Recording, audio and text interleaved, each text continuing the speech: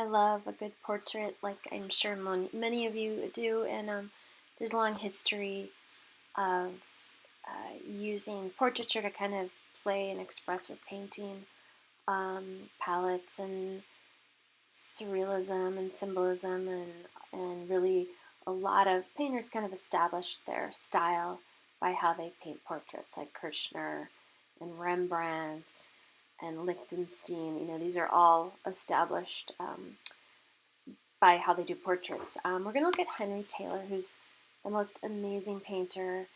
This is an epic, huge piece he did about the murder of his grandfather. I think it was over a horse trade.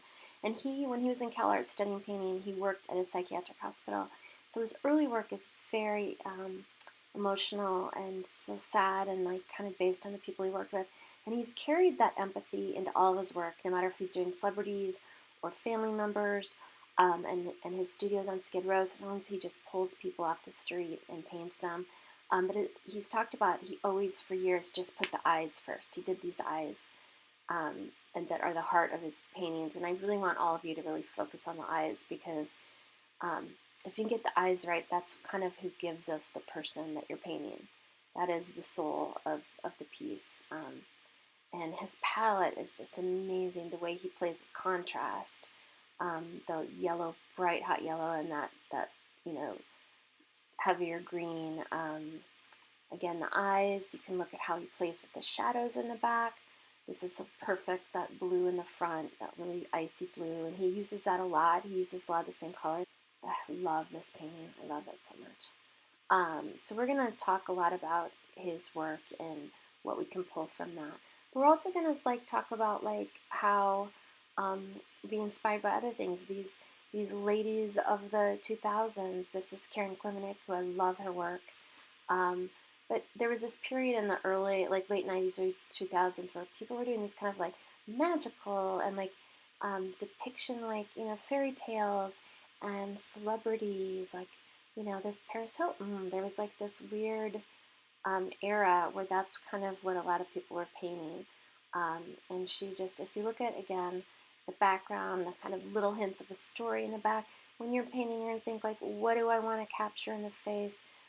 This is Chantal Joffee, who's much more kind of expressionist. She feels like a German expressionist, but she's, again, one of these, late 1990s, early 2000s painters, but much more of the kind of expressionist.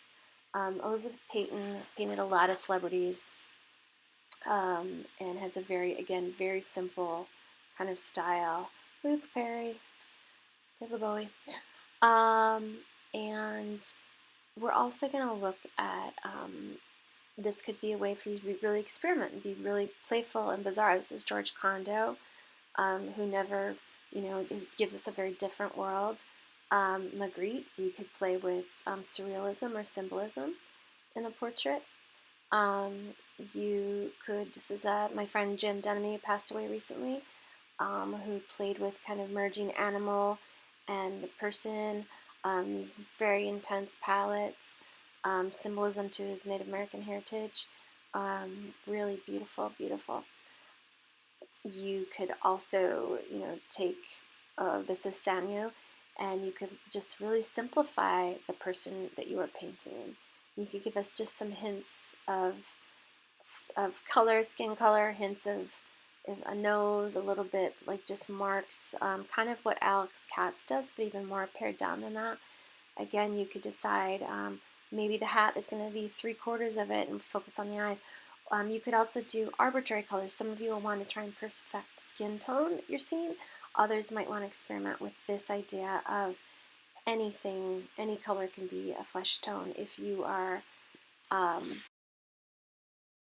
Warhol, these are prints, obviously, but you get the drift he also played with. I love this. Someone do all yellow, please. Just kidding. But maybe you want to. And so we're going to talk about when you're building out these features. Remember, they're 3D. They're not 3D. They're not flat. They're they've got shape to them. And we're going to also do a lot of hacks. Remember, we're going to use a really light hand because it doesn't take a lot of information for an eye to recognize that it's a lip or that, you know, a nose is just a couple of marks. It's like what Alex Katz does. And honestly, at this stage in your art making, that's probably a better way. And we're gonna try this eye measuring hack. Your head is 5 eyes wide, so you can actually make sure that the head, when you sketch it out first, is the correct width by honestly just, you know, measuring an eye and making sure that you've gone away. It's actually, the eye is a great one. Um, Also, people often put eyes way too high on the head, and they're actually at the halfway mark. So you can do this hack where you literally could like pencil and make sure they're at the right place. The hairline and just below the nose are then the quarter mark. So you could literally split your face into 4 parts, and that's where you'd be left. The bottom of the chin to the bottom of the lower lip is also equal to 1 eye.